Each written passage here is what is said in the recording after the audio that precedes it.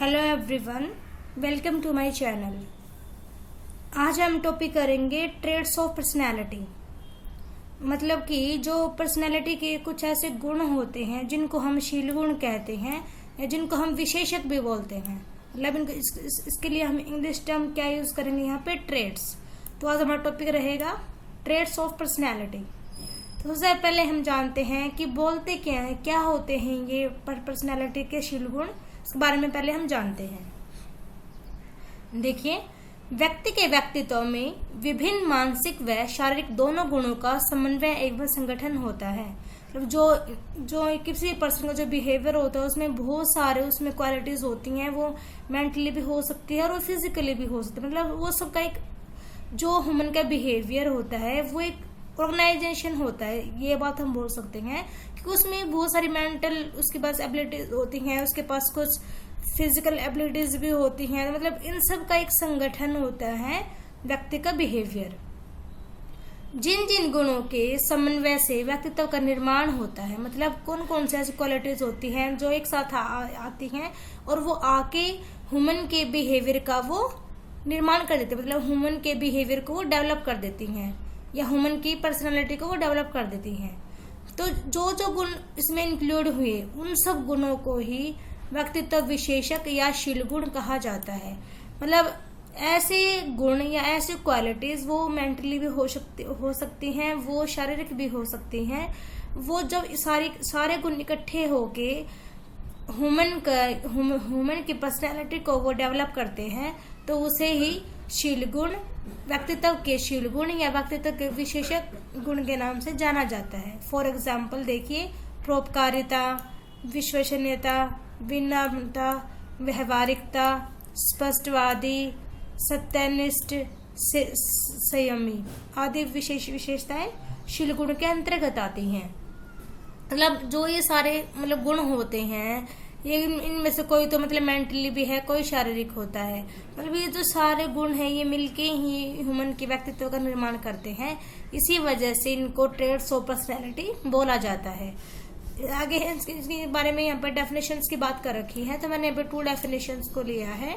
First is Guilford के अनुसार कि गिलफोर्ड क्या बोलते हैं इन शील गुणों के बारे में कि व्यक्ति के शील गुणों का संगठनात्मक प्रतिरूप है। कि जो ह्यूमन का जो पर्सनालिटी होती है वो सारे शील गुणों का एक इकट्ठा या एक संगठनात्मक एक मॉडल है या प्रतिरूप है।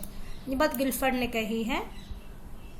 नेक्स्ट क्रेच एंड क्रेचफील्ड के अनुसार देखिए इन्होंने क्या कहा है, जो व्यक्तित्व है वो शील गुण व्यक्ति की स्थायी विशेषता, मतलब जो शील गुण ये और शील गुण होते हैं ये व्यक्ति की स्थायी विशेषता, मतलब ये इंसान की क्वालिटीज होती है जिसके द्वारा विभिन्न परिस्थितियों में एक सा व्यवहार होता है। मतलब कंडीशन चाहे कोई भी हो, सिचुएशन चाहे कैसे भी हो, बट जैसे आपके अंदर विशेषता है, जैसे मतलब एक किसी के मतलब बिहेवियर की विशेषता है कि उसको गुस्सा नहीं आता है, मतलब वो शांत स्वभाव का है, तो कैसे ही परिस्थिति क्यों ना जाए उसका व्यवहार वैसा ही रहेगा कि उसको गुस्सा नहीं आएगा, वो शांत ही रहेगा।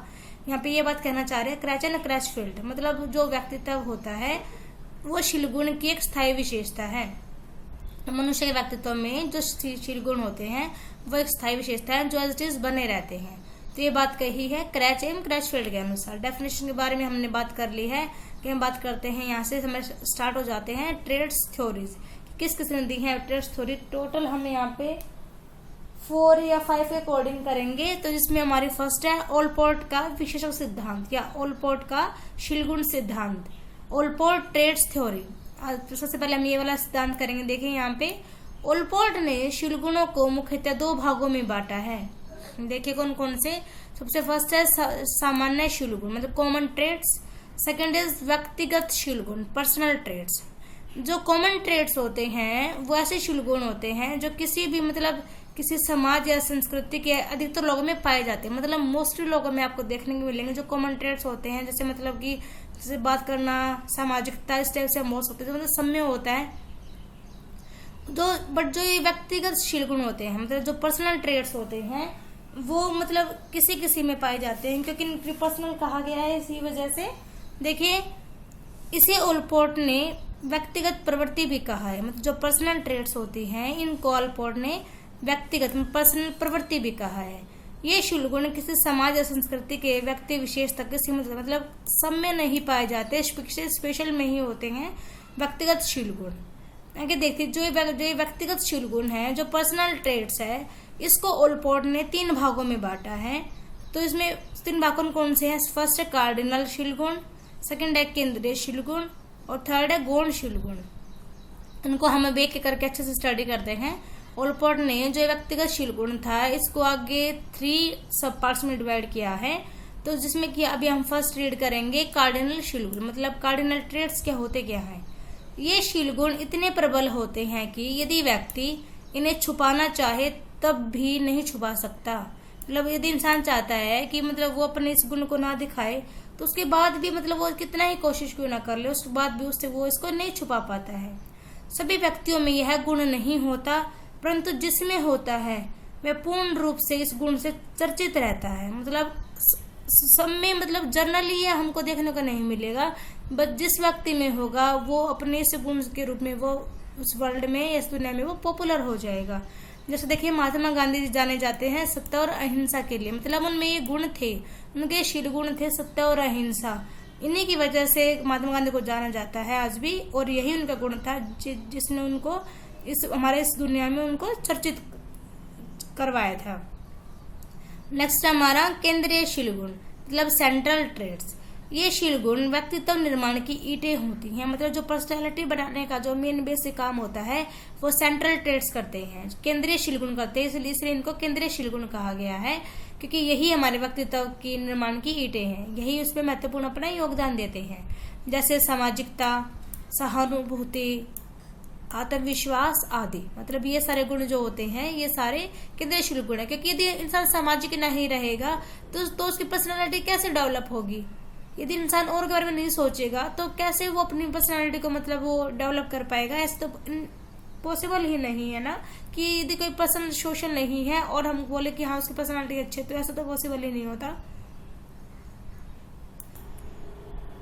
और नंबर 3 क्या है यहाँ पे? गौण शील, मतलब कि सेकेंडरी ट्रेड्स। ये शील गुण होते हैं ये कम इम्पोर्टेंट होते हैं, मतलब कम महत्वपूर्ण होते हैं, जैसे कि पहनावा, हमारा हेयर स्टाइल, उठने बैठने का ढंग, बोलने का ढंग, मतलब ये सब जो होते हैं ये सेकेंडरी ट्रेड्स में आ जाते हैं, क्योंकि ये थोड़े कम इम्पोर्टेंट होते हैं इसी वजह से। तो ये हमने किया यहाँ पे किया ओलपोर्ट का विशेष सिद्धांत, जिसमें हमने देखा कि ओलपोर्ट ने 2 भाग बताए हैं शील गुणों के, सामान्य शील गुण, व्यक्तिगत शील गुण। और उन्होंने व्यक्तिगत शील गुण को आगे दोबारा से 3 पार्ट्स में डिवाइड किया है इन्होंने, कार्डिनल शील गुण, केंद्रीय शील गुण और गौण शील गुण। नेक्स्ट हमारा सिद्धांत है कैटल का विशेषक सिद्धांत। जब कैटल ने देखिए क्या ट्रेड्स थ्योरी दी है, उन्होंने भी शील गुणों को 2 भागों में बांटा है। देखते हैं कौन कौन से। एक है स्तरीय शील गुण, मतलब surface traits, and second is मूल शील गुण, सोर्स ट्रेड्स। तो जो फर्स्ट है सरफेस ट्रेड्स, ये क्या होते हैं देखिए, इस तरह के शील गुण ऐसे होते हैं जो व्यक्ति के दिन प्रतिदिन की अंतःक्रिया में आसानी से अभिव्यक्त हो जाते हैं। मतलब कि जो मतलब हम डेली रूटीन में जिन गुणों को हम देख सकते हैं वो सब हमारे सरफेस ट्रेड्स होते हैं, वही हमारे सतही शील गुण होते हैं, जैसे कि प्रसन्नता, परोपकारिता, सत्यनिष्ठ आदि। मतलब आपको दिख रहा होगा मतलब इंसान दिन में कितनी बार खुश होता है, कितनी बार वो किसी की हेल्प करता है, दिन में मतलब वो सच बोलता है। मतलब ये सारे क्या है, ये सारे स्तरीय शील गुण है जिनको हम अपने डेली रूटीन लाइफ में हम जिनको आसानी से हम देख सकते हैं। सेकंड है मूल शील गुण, मतलब कि सोर्स ट्रेड्स। मूल शील गुण व्यक्तित्व की भीतरी संरचना है, मतलब ये इनर स्ट्रक्चर इनका होता है, इसका परीक्षण सीधा नहीं किया जा सकता, जैसे सामुदायिकता, निस्वार्थता, हास्य आदि। मतलब जो ये होते हैं इनका जो हम मतलब हम बात करें हम इनको ऑब्जर्व करने की, तो हम इनको डायरेक्ट इनके लिए कोई मेथड बना नहीं है अभी तक कि हम इनको मेजर कर सकें। जैसे कि यहाँ पे फॉर एग्जांपल बताया गया, जैसे सामुदायिकता होता है, निस्वार्थता होती है और हास्य और सारे यहाँ पे इस एग्जाम्पल हैं सोर्स ट्रेड्स के।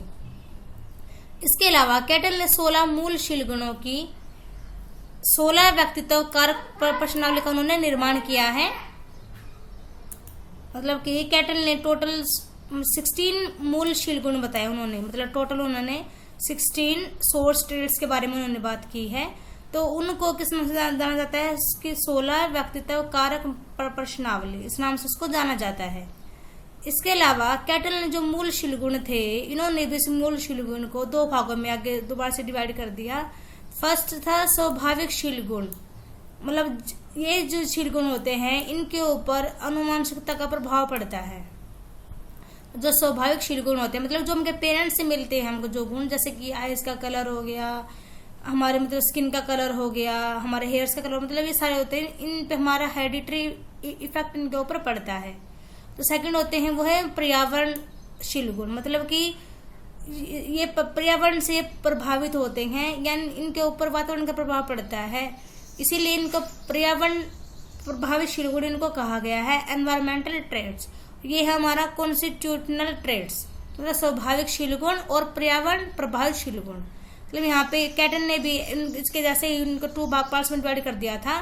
कैटन ने सबसे पहले यहाँ पे 2 पार्ट्स में डिवाइड किया है शीलगुणों को, सरफेस ट्रेड्स और सोर्स ट्रेड्स। फिर दोबारा से उन्होंने इस जो मूल शीलगुण था उसको दोबारा से 2 भागों में बांट दिया, स्वाभाविक शीलगुण में और पर्यावरण प्रभावित शीलगुण में। ये हमने यहाँ पे कैटल का भी ये शीलगुण सिद्धांत कर लिया है। हमारा थर्ड है यहाँ पे आइजेंक का विशेषक सिद्धांत, मतलब आइजेंक की ट्रेड थ्योरी। देखते हैं आइजेंक ने क्या किया यहाँ पे। आइजेंक कैटल के समकालीन थे, मतलब जो कैटल थे जो हमने किया है अभी कैटल का ये वाला शीलगुण सिद्धांत, इसके ही समकालीन थे, मतलब इनके ही ये कॉन्टेम्परेरी थे। एक व्यवहारवादी होने के बावजूद उनका मानना था कि हमारा व्यक्तित्व काफी हद तक जन्मजात और आनुवांशिक आधारित है। मतलब वो क्या थे, जो आइजेंक थे वो व्यवहारवादी थे, मतलब वो व्यवहार में बिलीव करते थे। बट इसके अलावा भी उन्होंने क्या कहा कि जो हमारी पर्सनैलिटी होती है उस पर काफी हद तक, मतलब जो हमारे बाय बर्थ होता है, हमारे हेरिडिटी होता है, उसका बहुत ज्यादा इफेक्ट होता है हमारी पर्सनैलिटी के ऊपर। आइजेंक ने व्यक्तित्वशील गुणों की 3 दशाएं बताई जो द्विध्रुवीय हैं, मतलब बाइपोलर्स हैं और जो एक दूसरे के बिल्कुल अपोजिट है। देखिए जैसे यहाँ पे मैं आपको दिखा देती हूँ एक बार, जैसे अंतर्मुखता, बहिमुखता, स्थिरता, अस्थिरता, मनोविक्षिप्तता, आवेग नियंत्रण। मतलब यहाँ पे जो है वो द्विध्रुवीय हैं और एक दूसरे के बिल्कुल अपोजिट फेज इन्होंने यहाँ पे रखे हैं। इस प्रकार आइजेंक ने आइजेंक व्यक्तित्व प्रश्नावली का निर्माण किया, मतलब उन्होंने इसके अंदर ही उन्होंने इस चीज को बताया है कि जो शीलगुण की जो व्यक्तित्व की जो दशाएं होती हैं टोटल 3 होती हैं और जो कि बाइपोलर्स होती हैं और एक दूसरे से बिल्कुल वो अपोजिट होती हैं। तो यहाँ पे देखिए उन्होंने दशाएं बताई हैं, टोटल 3 दशाएं बताई उन्होंने ये वाली।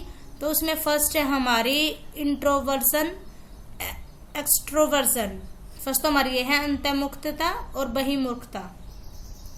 सेकेंड है स्थिरता और अस्थिरता, मतलब कि न्यूरोटिज्म और स्टेबिलिटी।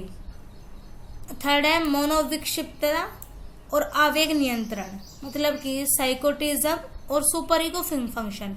उन्होंने यहाँ पे 3 बताई हैं, इनको ही हमें भी अच्छे से डीपली कर लेते हैं इनको अभी। इसमें हमारी फर्स्ट है अंतर्मुखता और बहिमुखता।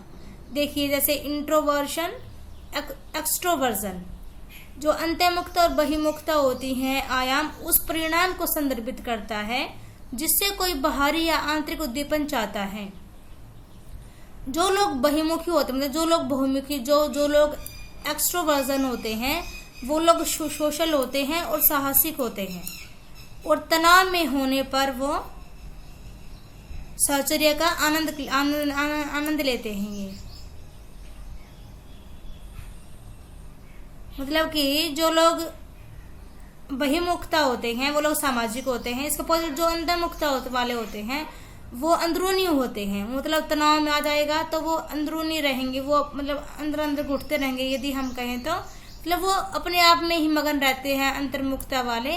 और जो बहिमुखता वाले होते हैं वो सामाजिक होते हैं और साहसिक होते हैं। और जो ये बहिमुखता वाले होते हैं, जो एक्सट्रोवर्जन होते हैं, वो तनाव में रहने पर भी वो आनंद लेते हैं। बट जो अंतर्मुखता वाले होते हैं वो तनाव में रहने पर वो बिल्कुल अंदरूनी हो जाते हैं और वो बिल्कुल अंदर घुटते रहते हैं, वो किसी से ज्यादा बात करना पसंद नहीं करते हैं। सेकेंड है यहाँ पे स्थिरता और अस्थिरता। यह उस आयाम को संदर्भित करता है जो व्यक्तियों का उनकी भावनात्मक और असमंजित व्यवहार के संदर्भ में वर्णन करता है। मतलब कि उनकी भावना के बारे में जो बताएगा और उनके बिहेवियर के बारे में जो बताएगा। जिन व्यक्तियों में अस्थिरता अधिक होती है वे भावनात्मक रूप से अस्थिर, मूडी और असमंजित होते हैं। मतलब जो लोग अस्थिरता वाले होते हैं, मतलब जो कि न्यूरोटिज्म वाले होते हैं, वो लोग अस्थिर होते हैं, मूडी मतलब मूड के अकॉर्डिंग काम करते हैं और वो अच्छे से कहीं पे सेटलमेंट नहीं कर पाते हैं। बल्कि जो स्थिरता वाले होते हैं, जो स्टेबिलिटी वाले होते हैं, वो लोग शांत होते हैं।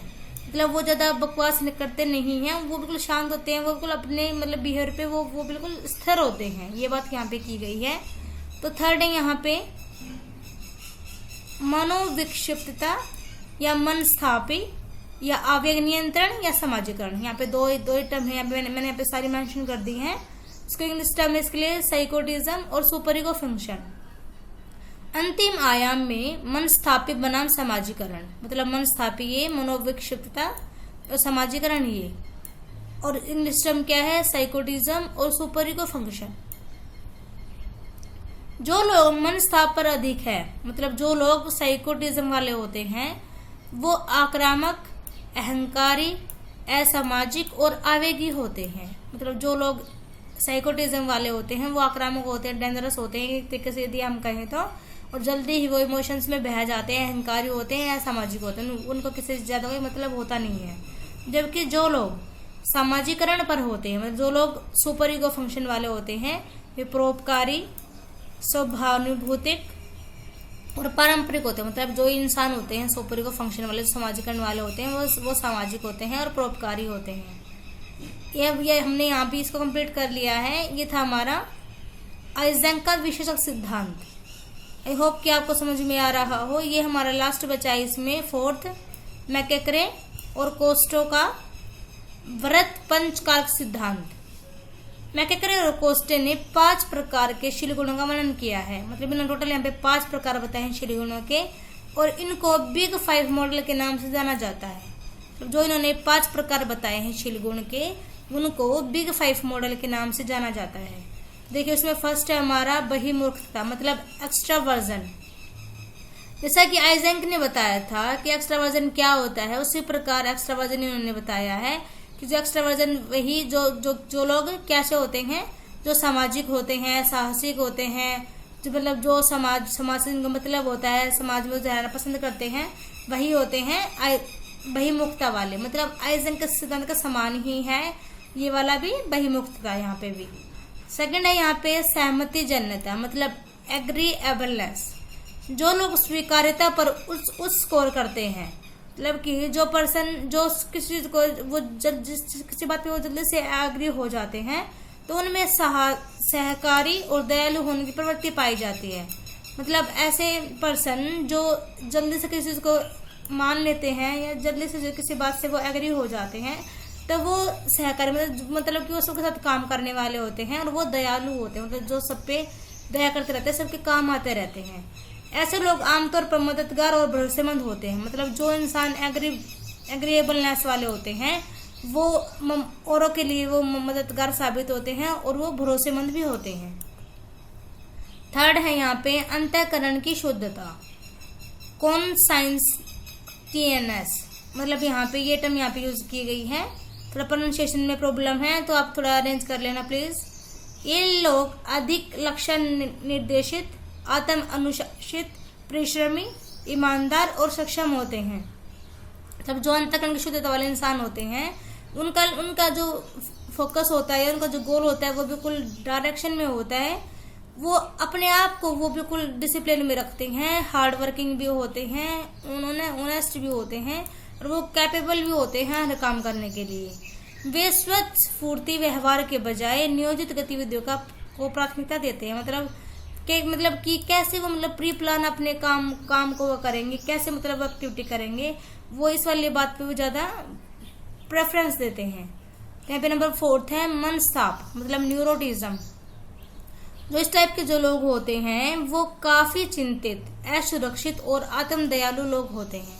मतलब काफी मतलब सोचने वाले, ज्ञान चिंतन करने वाले होते हैं, और आत्म दयालु मतलब खुद को लेकर दयालु होते हैं ये, और बहुत ही असुरक्षित ये फील करते हैं। जबकि मनस्तापी पर कम स्कोर करना, मतलब जो लोग कम जो न्यूरोटिज्म वाले होते हैं वो लोग आत्मसंतुष्ट होते हैं और वो सुरक्षित होते हैं।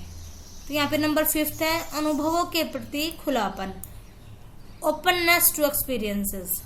जो ऐसे लोग होते हैं वो नवीनता और रचनात्मकता पसंद करते हैं, मतलब उनको क्रिएटिविटी और कुछ नयापन चाहिए होता है अपने कामों में। उनके पास एक जिज्ञासु मन है जो कि कुछ जानना चाहता है, कुछ नया कुछ करना चाहता है अपनी लाइफ में, और कला के लिए एक प्रशंसा है, मतलब कि उनमें जो आर्ट एंड क्राफ्ट होते हैं वो उनमें बहुत अच्छी होती है। वे एक स्वतंत्र विचारक होते हैं, मतलब थिंकर भी वो अच्छे होते हैं, और नियमित गतिविधियों के बजाय विविधता पसंद करते हैं, मतलब कि उनको डाइवर्सिटी पसंद होती है कि कुछ अलग करें, कुछ हटके करें बजाय कि अपने डेली रूटीन के। तो ये था हमारा टॉपिक, ये व्यक्तित्व के शील गुण। आई होप कि आपको समझ में आ गया हो। तो बड़ा टॉपिक था बट इम्पोर्टेंट टॉपिक है ये व्यक्तित्व के शील गुण। आपको मैंने यहाँ पे बहुत कोशिश की है आपके लिए इन शॉर्ट में लिखने की और टॉपिक को क्लियर करने की, तो आई होप कि आपको समझ में आया हो। एक बार मैं थोड़ा स्पीड से इसका रिकैप करा देती हूँ। हमने किया आज व्यक्तित्व के शील गुण या विशेषक सिद्धांत, ट्रेट्स ऑफ पर्सनैलिटी। सबसे पहले हमने देखा था कि शील गुण होते क्या हैं। जो व्यक्ति के व्यक्तित्व में बहुत सारे ऐसे शारीरिक और मानसिक गुण होते हैं जो मिलकर व्यक्तित्व का निर्माण करते हैं, जो मतलब कि जो किसी भी पर्सन की पर्सनैलिटी को जो डेवलप करते हैं। तो इन सब को ही मिला के हम कहते हैं ट्रेट्स ऑफ पर्सनैलिटी या व्यक्ति के व्यक्तित्व के शील गुण या फिर विशेषक। जैसे कि यदि फॉर एग्जाम्पल हम बात करें तो परोपकारिता, विश्वसनीयता, विनम्रता, व्यवहारिकता, स्पष्टवादी, सत्यनिष्ठ, संयमी आदि बहुत सारे शील गुण होते हैं किसी भी इंसान में। फिर हमने यहाँ पे परिभाषा की थी गिलफर्ड के अनुसार और क्रचफील्ड के अनुसार। देन हमने किया था ओलपोर्ट का विशेषक सिद्धांत। सबसे पहले हमने यही किया था। हमने यहाँ पे देखा था कि ओलपोर्ट ने शील गुणों को 2 भागों में बांटा था। सामान्य शील गुण जो कि सभी लोगों में पाए जाते हैं, चाहे वो किसी भी सोसाइटी से बिलोंग करते हो या फिर वो किसी भी कल्चर से वो बिलोंग करते हो। सेकंड हमने किया था व्यक्तिगत शील गुण, पर्सनल ट्रेट्स, मतलब जो ये वाले शील गुण होते हैं ये किसी स्पेशल में ही पाए जाते हैं। और इसी व्यक्तिगत शील गुण को ओलपोर्ट ने आगे 3 भागों में बांटा था। फर्स्ट था कार्डिनल शील गुण। जो ये वाले शील गुण होते हैं इनको वो इंसान छुपा नहीं सकता जिसके अंदर ये पाए जाते हैं, और अपने इन्हीं गुणों के कारण वो फेमस हो जाते हैं पूरे वर्ल्ड में, पूरी दुनिया में। जैसे कि महात्मा गांधी फेमस हो गए सत्य और अहिंसा को लेके। जैसे यहाँ पे बात करें तो हम यहाँ पे जो सचिन तेंदुलकर है जो प्लेयर है वो अपने क्रिकेट के लिए फेमस है क्योंकि उसमें गुण है कि वो अच्छा खेलता है। सेकेंड है यहाँ पे केंद्रीय शील गुण।